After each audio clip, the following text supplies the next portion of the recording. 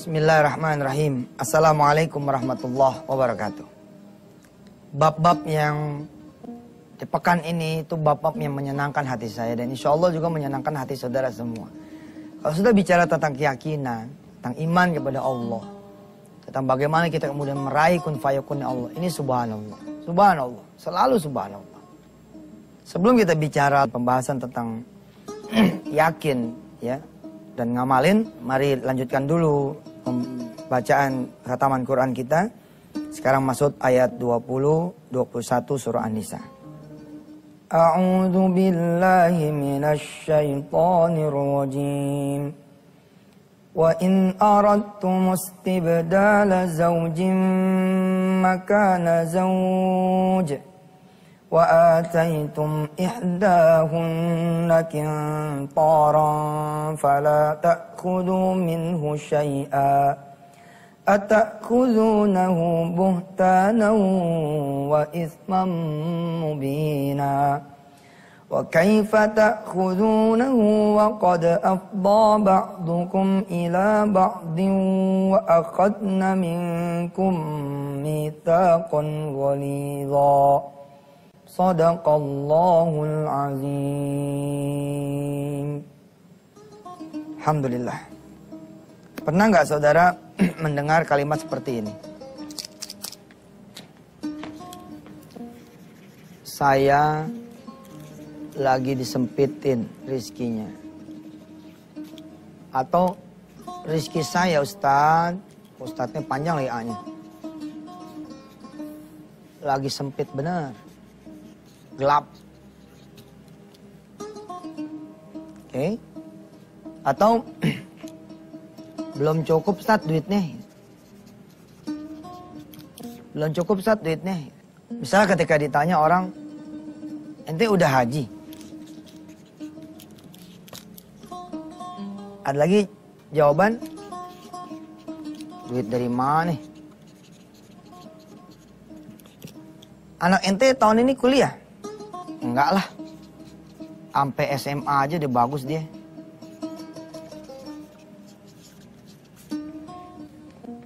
Atau kalimat-kalimat lain, misalkan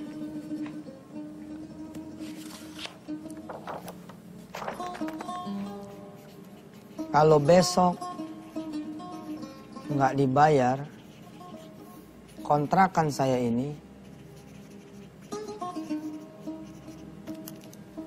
oke, saya diusir Ustadz. Kemana lagi saya tinggal?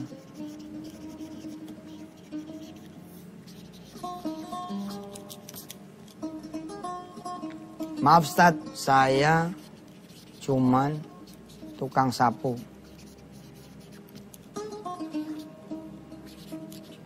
Gak pantes lah saya bermimpi muluk-muluk. Buat saya saat ini udah bisa makan dan memberi makan anak istri saya saja udah alhamdulillah. Yang ini nih contohnya lebih lebih susah dibantah nih.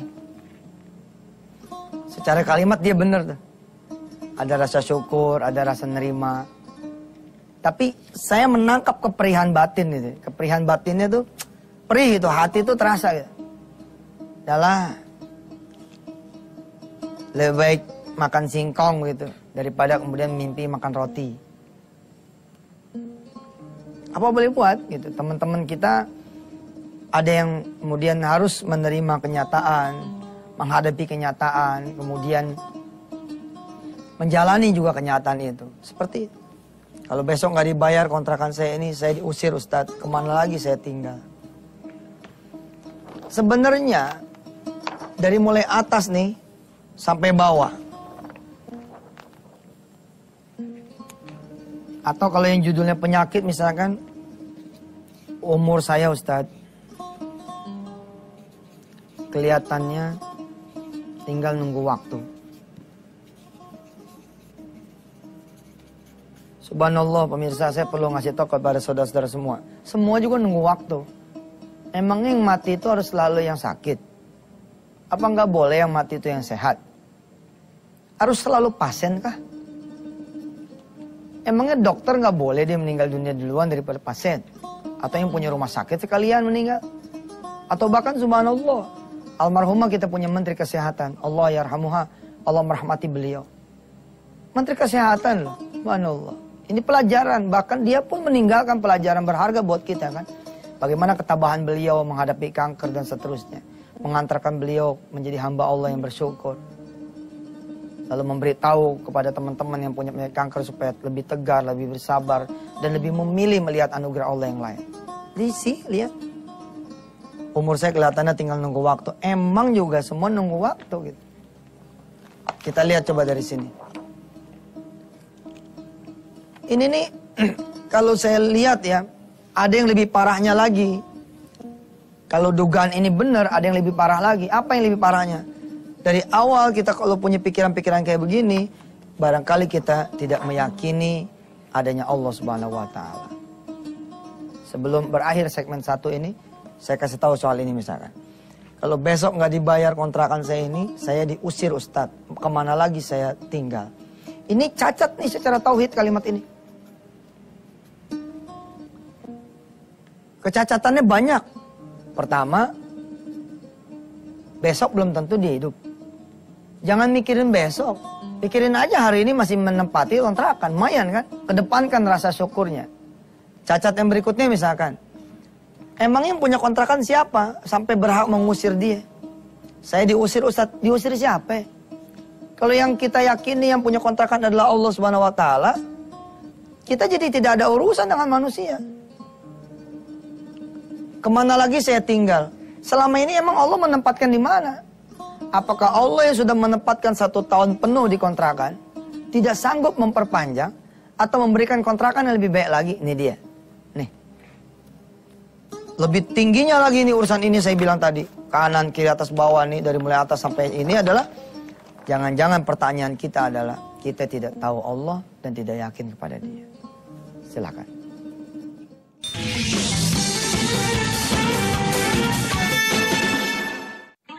Pemirsa tidak sendirian. Banyak orang di dunia ini yang juga kehilangan keyakinannya. Keyakinan motivasinya. Kehilangan semangatnya. Kehilangan harapannya. Kepada mereka lah kita datang. Membesarkan, memberi spirit, berbagi motivasi, menguatkan. Tidak harus selalu dengan uang. Hari ini aja nih, saya lagi didonder sama seorang hamba Allah. Yang seperti ini riwayatnya. Kalau dia tidak ada duit 2 juta, dia diusir. Saya lagi datang juga salonnya gitu, lagi datang ngaconya jadi ustadz. Saya bilang, bagus. Coba sekali-sekali rasain bagaimana rasanya gitu jadi orang diusir. Alhamdulillah, maki-maki dah tuh. Ustadz sedekah, ngomong doang sedekah. Padahal, tanpa dia sadari, saya lagi bersedekah tuh. Bersedekah dialog, bersedekah ilmu. Saya kasih tahu kepada pemirsa semua ya. Tidak ada yang bisa berpura-pura susah. Sampai betul-betul Allah menghadirkan kesusahan itu. Mana bisa saudara kemudian tiba-tiba pura-pura bawa buntelan, betul nggak? Bawa kemudian baju, bawa kemudian ransel, lalu bilang sama Allah, ya Allah saya lagi diusir. Malaikat laporan tuh, ini orang gila nih. Orang lagi dikasih rumah kok pura-pura. Apa kata dia? Ini cuman latihan aja, kalau nanti pada saat susah beneran, saya sudah pengalaman gitu. Nggak ada bos, asli air mata saudara, ketakutan saudara itu tidak akan sama. Dibandingkan dengan orang tiba-tiba ngangkat kaki begitu di atas meja. Lo mau bayar nggak? Mau bayar nggak? Awas lo ya, urusan lu udah jadi urusan polisi. Macem-macem lo. Udah dikasih atil minta amplak. Gue masih ada usus tuh, mau nggak lo? Dalam keadaan kita didonder begitu, babo-babo. Pada saat itu kalau kita meyakini Allah, duit kita dibawa lari sama orang. Alias kita punya piutang gitu, yang belum tertagih. Kalau konsentrasi Anda kepada dia, terus Aduh bos, udah mah hilang duit, kita nggak enak makan, nggak enak tidur, kita pikirin terus. Ada seorang hamba Allah di Malaysia sana ketemu dengan saya. Kelihatan sekali sakit dia punya hati, pikiran, rasa. Mengalir ke badan-badan dia. Sakit hati saya Ustaz. Duit awak ditipu sama dia. Berapa ibu ditipu? Banyak loh Ustaz, 4M. Bagaimana lah Ustaz jadi saya? Sakit tak? Ya saya bilang enggak. Ustaz mah. Sama aja ternyata di Malaysia, di Indonesia, di belahan bumi manapun kalau tidak punya kemudian pengetahuan tentang Allah Subhanahu wa taala yang memberi dan menarik, melapangkan dan menyempitkan, sama aja. Saya olah TKP tuh sedikit. Saya olah TKP sedikit. Tahun berapa ibu diambilnya? Udah lama nak. Nah Ustadz, sudah di tahun 2008. Oh ibu 2008 tuh diambil tuh 4 miliar. Banyak juga ya, saya bilang gitu. Ya itu kalau dikurskan ke rupiah Ustadz. Baik, Allah itu Bu, kalau memberikan takdir kepada kita, Allah sudah memilihkan takdir yang paling ringan. Apa kata dia? Oh Ustadz, saya nggak sanggup lah. Saya diambil 4 miliar ini, saya sudah tak sanggup, dia bilang. Bagaimana lagi Ustadz bisa cakap? Kalau saya ini bakalan ada yang lebih besar lagi. Bukan ada yang lebih besar, Allah sudah hapus yang lebih besar itu. Tinggal ini aja nih. Yang kedua saya bilang, ada peristiwa apa Bu di tahun 2008? Ya itu, peristiwa itu. Aduh Ma. Yang diingat sama si ibu ini hanya hari yang kelam. Dimana hari itu dia memberi uang kepada dia punya partner, kemudian hangus. Kita lihat saudara. Saya bertanya kepada beliau. Apa iya Allah hanya memberi kesusahan sama ibu? Ya enggak sih. Hari itu cucu pertama saya lahir. Saya bilang. Bagaimana kalau saya jadi Tuhan, saya bilang sama ibu, ada 2 pilihan, 4 miliar atau cucu ibu nggak usah lahir, sekalian sama anaknya, mantunya. Oh iya Ustaz. Saya mulai paham nih arahnya kemana. Jangan paham dulu, saya terusin dulu, saya bilang. Ada apa lagi, saya nggak mau dia paham dulu, pokoknya saya terusin dulu. Ini ada apa nih 2008? Ada apa 2008? Suami saya pulang dari rumah sakit, Ustaz. Ada lagi tuh. Suami pulang dari rumah sakit. Bagaimana kalau 4 miliar ini ditukar? Enggak dihilangin. Tapi 4 miliar itu kemudian ditukar sama nyawanya suami. Bagaimana? Oh betul Ustaz. Apalagi? Ternyata apalaginya tuh banyak sekali. Hari itu anaknya diterima kemudian bekerja di perusahaan swasta nasional. Kemudian hari di tahun 2008 itu anaknya yang lain kemudian menikah. Banyak sekali. Akhirnya kemudian apa dia bilang? Iya ya, ngapain juga saya melihat yang hilang? Kenapa nggak saya melihat yang ini? Bagaimana saudara yang punya piutang di luar? Terus Allah kembalikan. Berapa sih duit kamu tuh yang hilang? Yang disangkanya aku yang ngambil. Aku kembaliin deh. Kembaliin sama Allah nih. Mama 10 juta, 1 juta, 200 juta. Dipulangi sama Allah. Tapi di luar uang itu diambil oleh Allah. Ayo, piye? Gimana itu? Ini deh. Kita bakal jadi orang bersyukur kalau kita mengenal Allah. Masa sih Allah yang udah menempatkan 1 tahun penuh tidak bisa menempatkan di tahun berikutnya? Kalem aja dulu, diusir juga belum. Tunggu aja dulu sampai diusir. Begitu diusir, SMS lagi dia tuh Yusuf Mansur. Ustadz udah diusir nih, selamat ya. Mudah-mudahan saudara bisa berkenalan dengan Allah. Insya Allah tuh tambah ngamuk lagi tuh. Dasar. Antepe, nggak ada benernya. Ya, kita jadi marah-marah sama orang yang tadinya nggak punya musuh malah jadi tambah musuh. Loh, kok sama yang punya kontrakan lu nggak marah? Masa sama gue yang lu nggak ngasih, yang gue nggak ngasih pinjaman lu jadi marah? Kan jadi mesti bingung. Mestinya kalau emang mau marah sama dia dong. Lu jadi hulek, hijau gede badannya, lu hancurin tuh kontrakannya. Sama kita yang baru 1 hari kita dimintain bantuan, kita yang nggak bayar jadi musuh. Hati-hati saudara. Dan berbahagialah saudara yang sedang dikaruniai kesusahan. Sebab apa? Banyak orang kemudian mengenal Allah lewat kesusahan itu. Subhanallah. Dan saudara yang sudah mengenal Allah, ya jangan tinggalin. Ketika saudara sudah berada dalam kejayaan, kesenangan, ya kekayaan, saudara terus tempel Allah. Kalau masih dikontrakan dulu 2 rakaat qobliyahnya, begitu udah kebayar tuh kontrakan 4 qobliyahnya. Duhanya tadi nggak ada, jadi ada. Begitu rumah itu kebeli, jadi 4. Dan seterusnya. Mudah-mudahan kita ketemu lagi di segmen 3 nih. Setelah yang berikut ini, silakan.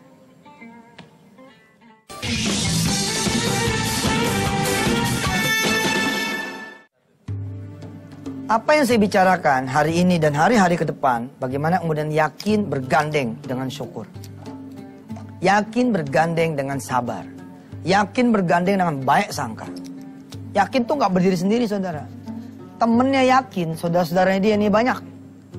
Saudara-saudara dia ini ada sabar, ada syukur, ada ridha, ada kemudian ikhlas. Tuh. Terus apa lagi? Baik sangka ya, husnuzon. Saya pengen tutup segmen 3 ini dengan kisah saya pribadi ketika dulu anak saya lahir. Saya Yusuf Mansur yang juga sama seperti saudara semua. Masih terus belajar dan belajar terus. Nganter nih anak saya Wirda. Mertua saya ingat saya. Kata mertua tuh, ayo kita jalan sekarang, kelihatannya udah mulai ada kontraksi tuh. Gitu. Saya bawalah ke bidan. Terus bidan langsung periksa istri saya dan dia bilang, insya Allah nih kayaknya nggak lama lagi nih bakal melahirkan. Jadi kira-kira bangsa subuh lah jatuhnya begitu si Wirda. Nah, karena saya konsentrasi ke duit melahirkan, saya sempat kemudian merasa nggak bener nih. Saya saat itu tuh udah merasa nih, nggak bener nih. Kenapa saya jadi konsen ke masalah duit? Duit kan belakangan, bayarnya toh. Lahiran dulu dong. Habis lahiran bayar. Kalau emang belum kebayar, situ aja dulu. Antengnya dulu di bidan. Minggu, 2 minggu sekalian kita bawa kulkas, bawa apa. Habis itu saya merubah. Saya merubah. Merubah apa? Merubah kemudian channel. Channelnya saya rubah dari soal duit menjadi soal karunia Allah tadi. Udah saya liatin istri saya aja. Saya liatin anak saya mau lahir aja. Doanya ke situ dulu dipolin. Supaya anak saya lahir selamat, istri saya juga selamat. Kemudian terus, alhamdulillah, anak saya lahir Wirda. Kemudian saya ingat tuh ya, pagi-pagi saya ambil jaket, ambil kunci motor, terus saya pamitan sama istri saya. Saya bilang sama istri saya, Dek, belum mama nih belum. Rumah masih belum diplester, masih tanah. Bukan, saya tahu diri juga gitu. Rumah belum diplester, manggilnya mama, ampun kayaknya kok kurang apa gitu. Ustadz, iya, bercanda, nggak boleh bercanda amat sih. Saya cium tangan sama istri. Saya jadi laki nih sampai sekarang cium tangan sama istri. Karena ngerasa istri itu apa ya? Alhamdulillah atas Allah wasilah rizki saya lah gitu. Nggak boleh terluka gitu. Saya cium tangan nih. Dek, pamit dulu ya. Kemana kak? Mau nyari duit. Saya cium nih bayi saya yang baru aja lahir. Harusnya kan saya bersama-sama dia kan. Harusnya bersama-sama dia. Hari itu, pagi itu saya lebih memilih bersama dia. Andai saya punya duit. Wah pikirannya kayak gitu. Wah ini jadi deluser gitu. Tapi apa boleh buat? Saya harus pergi keluar mencari duit gitu. Saya cium anak saya Wirda tuh saya bilang. Dek, ayah pamit dulu ya. Itu. Belum tahu nih, belum mutusin manggilnya apaan nih. Apa ayah, apa abah, apa abi, apa papa, belum tahu. Istri saya nanya waktu itu, emang kakak mau nyari duit kemana? Saya bilang, nggak tahu nih dek mau nyari duit kemana ya. Begitu saya bilang nggak tahu nyari duit kemana, saya melihat mata istri saya, sepertinya mata itu memberitahu saya sesuatu. Dan tiba-tiba mengalir dari di balan saya dari mulai kepala sampai kaki itu, seperti ditabok gitu sama omongan saya sendiri. Nggak tahu dek mau nyari kemana, itu ente tuh. Dan itulah saya saat itu. Nggak ngerti ada Allah. Dan tidak tahu mau nyari kemana. Saya langsung istighfar. Astagfirullah. Kenapa saya jadi begini? Kok bisa jawab sebagai seorang mukmin? Kok bisa jawab nggak tahu mau nyari kemana? Kok bisa? Kenapa tidak jawab dengan meyakinkan? Mau ke Allah, dek. Nah ini yang akan kita sambung besok. Jangan sampai kita dalam kesenangan kita, kesusahan kita lupa sama Allah. Di saat susah lupa, di saat senang apalagi. Di saat senang kita ingat, di saat susah insya Allah akan mengingat kita. Pemirsa yang dirahmati Allah, stay tune di Antv besok pagi Jumat. Kita akan terusin ya dari kisah klasik tentang bagaimana kemudian Allah memperkenalkan dirinya kepada saya. Dan saya berusaha mengenal diri saya kepada Allah Subhanahu Wa Taala. Jangan lupa pemirsa, doakan saya Dan doakan semua ustadz-ustadz di negeri ini biar pada lurus jalan hidupnya, lempeng, istiqomah, dan gak banyak tengilnya, gak pada belagu. Mudah-mudahan Allah Subhanahu wa taala meluruskan jalan para ustadz, para kiai, terutama sekarang di saya di hadapan saudara, supaya juga jadi orang yang mau terus belajar, rendah hati, tidak sombong, dan rajin menabung. Insya Allah. Ustadz, ya, nggak serius saya minta doa lah dari pemirsa itu supaya lempeng. Udah tanggung jadi bercanda nih, besok aja dah. Assalamualaikum warahmatullahi wabarakatuh.